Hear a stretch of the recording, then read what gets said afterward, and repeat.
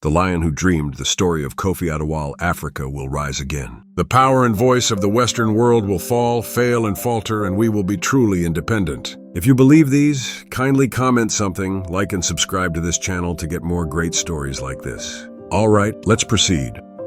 The African sky was wide, golden with the setting sun. In a small village in West Africa, an elder sat with children around a fire. His voice trembled with both sorrow and pride.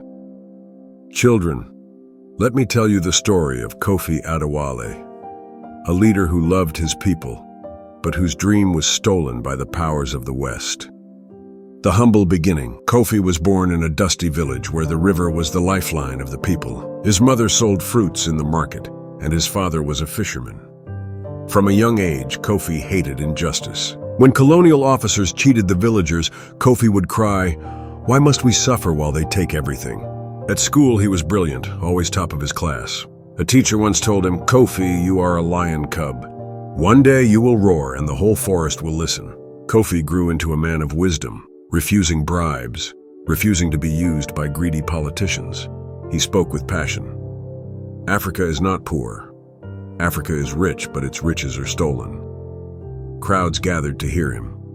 His speeches lit a fire in the hearts of farmers, workers, women, and youth. They began to chant his name. "Kofi, Kofi, our hope." When elections came, the people voted overwhelmingly for him. The day he was sworn in as president, the streets overflowed with dancing. Drums echoed through the night. Building the nation, Kofi's government was different.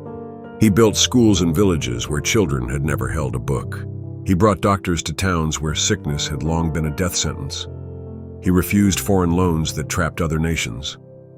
Instead, he said, "We will grow what we eat. We will make what we wear.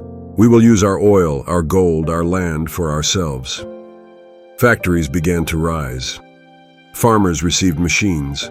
Women were given equal rights. Hope spread like rain over dry land. But far away, in the offices of the Western world, men in suits frowned. "If Africa becomes strong, who will buy our products? Who will depend on our aid?" one whispered. Another answered, "This Kofi must go." The storm from the West. Western powers plotted in silence. Their newspapers began to paint Kofi as a dictator. Secret agents paid local politicians to betray him. Foreign companies sabotaged his factories. One night, a minister rushed to Kofi's home. "Mr. President, they are planning something against you.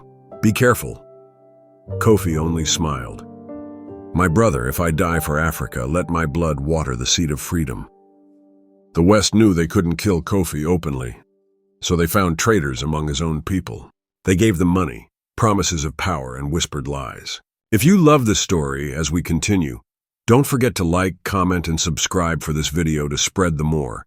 And for you to get access to more of our awakening videos like this. This is a call on Africans. Like, comment, and subscribe. Let's continue. One of Kofi's closest generals, whom he trusted like a brother, secretly met with foreign agents. They asked him, "Will you help us silence Kofi? Do this, and you will be rich, respected, and powerful." The general bowed his head. His heart was torn, but greed won. He betrayed his leader. The assassination. It was a bright morning when Kofi traveled to give a speech to farmers. He stood tall, declaring, "Africa will rise not by begging, but by standing together." Suddenly, gunfire. Bullets ripped through the air. People screamed. Mothers held their children close. Kofi fell, blood on his chest. As soldiers rushed, he whispered his last words, "Do not weep for me. Weep for Africa if she forgets her dream." The news spread like wildfire. Kofi Adewale, the people's lion, was dead. The Western world celebrated quietly. Newspapers wrote, "Dictator falls, democracy restored." But the people knew the truth. Women wailed in the streets. Farmers threw themselves on the ground crying, "They have killed our hope." The general who betrayed Kofi became president, but he was nothing more than a puppet. He sold the nation's riches back to the West and was even also betrayed by same Western world. He was also killed 2 years later by his friend, who was also paid. Years later, the elder telling this story paused.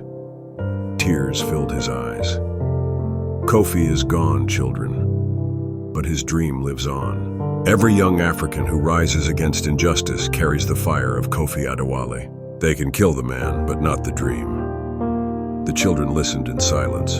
The fire crackled, and somewhere in the wind it seemed as if a lion roared.